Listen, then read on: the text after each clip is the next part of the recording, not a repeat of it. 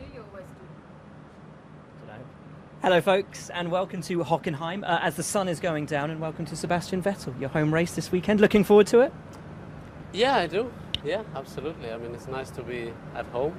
Racing in your own country, I think, is something very special, so I'm happy, that we have the race. And we were talking earlier, and I said you've never won here, but I should have said you've never won here in Formula One. You've got happier memories from Yeah, from I outside have. of Actually, F1. I have, but they're quite long ago now. But yeah, I mean, obviously the win here in Formula One is still outstanding. I don't know why. I think it never really came together, as far as I remember.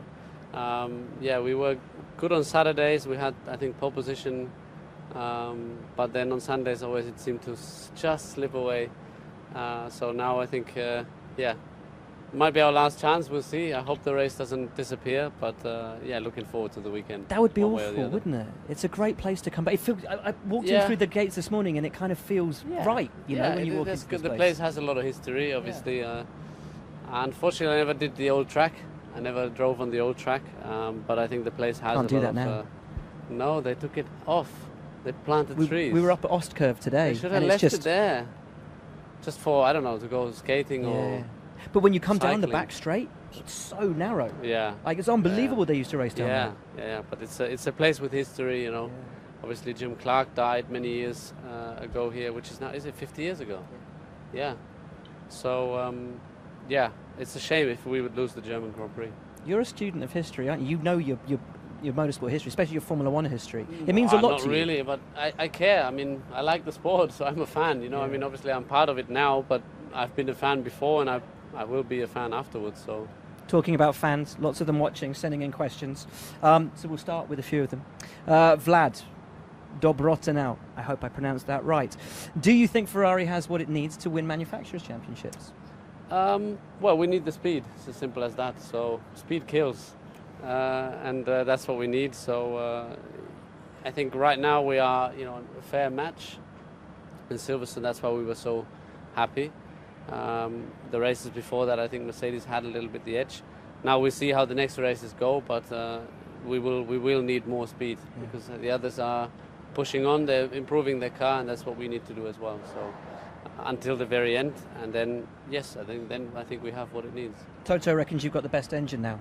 Can we ever take that as like that gospel truth, or is there always a little bit of Well, I'm happy if that's gamesmanship? true. So I'm surprised that he gives it up so easily, because obviously they've been very, very strong in that area. But obviously we tried everything to catch up, and I think it's very, very close. Yeah. It's not just raw power; it's also with the energy, how you manage.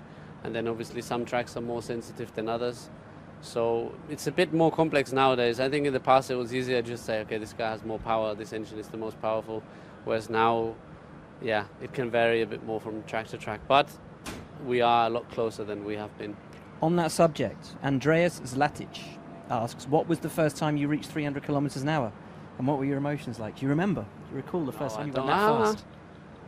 Well, it was in a Formula One car because I started driving quite early and I got the chance quite early. I think, no. Yeah, it must have been the first test I did in Jerez with a V10 at the time. Wow.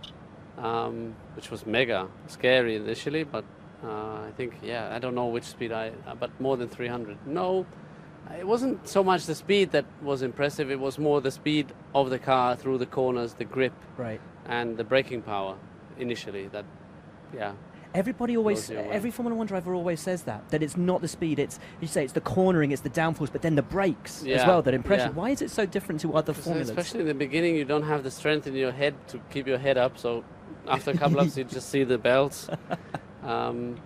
But yeah, you have so much downforce in the corners, but also downforce when you hit the brakes to stop the car, so you can brake so late. And initially, I remember my head told me, hit the brakes. I hit the brakes, and then I was in the right gear way too soon.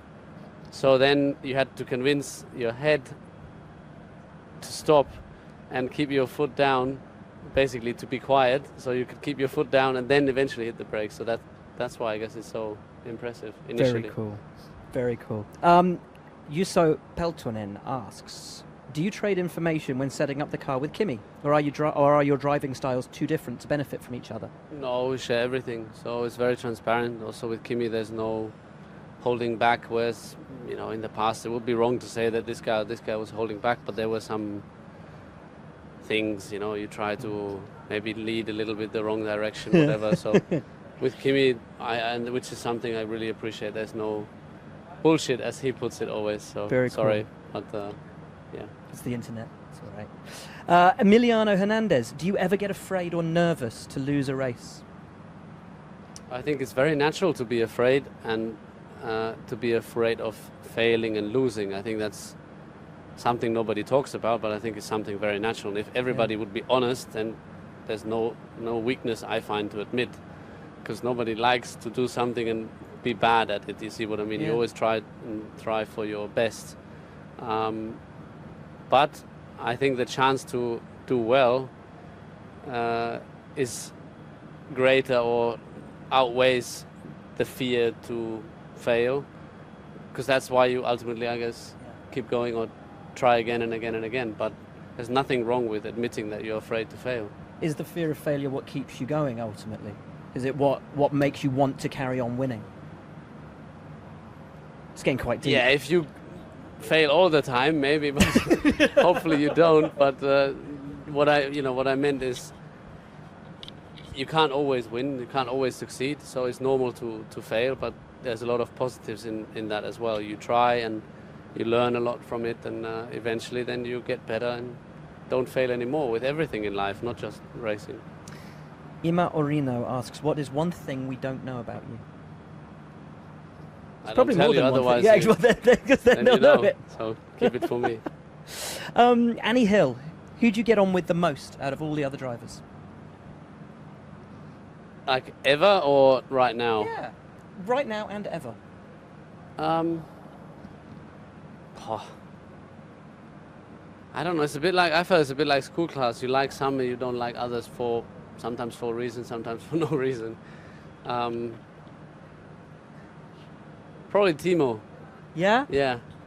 I mean, obviously, yeah, but I found right away with Timo back then, and I still get along very well with him now, that even though there was a bit of an age gap, you know, now it disappears when you get older, but when you're young, it's somehow there. But with him, it never seemed to be there. And he's coming also from this area, Yeah. very close, and then you naturally have something that connects you. But I think he's a fantastic guy. He's a cool guy, isn't he? He's a very cool guy. Right, Lily Wayne, do you have a plan to race the Indy 500? No, I don't have a plan. I don't know what is on the plan in a couple of years, but I don't know. The oval races don't attract me as such, but then I don't think it's fair to judge because I haven't done it, I haven't tried it. But I can see the attraction in, you know, the racing, because you know, there's a lot going on for a long time. So everybody says it's fun, but Did you talk to Fernando about it when he came back? Not really. And Fernando and me, we don't talk so much. I don't know why, but we don't. Is he the kid that sits over the other side of you in class? Yeah, but for no reason. So I don't know. I don't know why. But a mental thing? Sorry? Do you think it's a mental No, thing? I don't know. 'Cause you're I don't know. I mean, rivals I have no problem with him. I don't think he has a problem with me, but it's just not clicking. You know what I mean?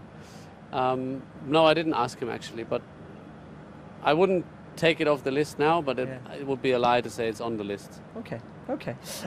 What would you do if you're not an F1 driver? From Vochnid to Jamo. That's a nice question. If you weren't an F1 driver, if you'd never Well, done ultimately, this. I don't know.